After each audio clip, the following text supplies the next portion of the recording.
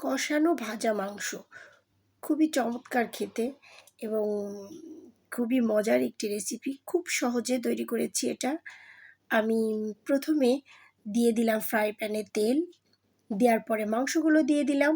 মাংসগুলো দেওয়ার পরে তেলে একটু নাড়াচাড়া করে দিয়ে দিচ্ছি কাঁচামরিচ, পেঁয়াজ, দারুচিনি, এলাচ, লবঙ্গ, মানে মাংসের সব মশলা, পাশাপাশি লবণ, হলুদ এগুলো দেওয়ার পরে আমি এটাকে ভালো করে নাড়াচাড়া করে কষাতে থাকবো, তেলেই কষাতে থাকবো। কিছুক্ষণ কষানো হওয়ার পরে আমি এখনও কষাচ্ছি সুন্দরভাবে, মানে এটাকে এমনভাবে কষাতে হবে তেলে সুন্দরভাবে যেন কষে যায়। আর দিয়ে দিচ্ছি তেজপাতা, তেজপাতাটা দিলে ফ্লেভারটা ভালো আসে। তো কিছুক্ষণ আমি 4-5 মিনিটের মতো ঢেকে দিয়ে দিলাম টমেটো কিউব। এটাকে দিয়ে আবার মেশাতে থাকবো।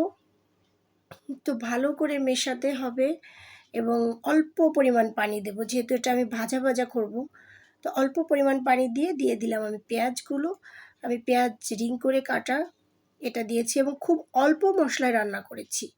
খুবই সিম্পল এবং অল্প মশলায় খুবই মজার একটি খাবার। কিছুক্ষণ আরও ঢেকে দিয়েছিলাম এবং ততক্ষণ আমি ভাজতে থাকবো তেলে ঢাকনাটা তুলে, যতক্ষণ না ভাজা ভাজা হয়। Thanks for watching.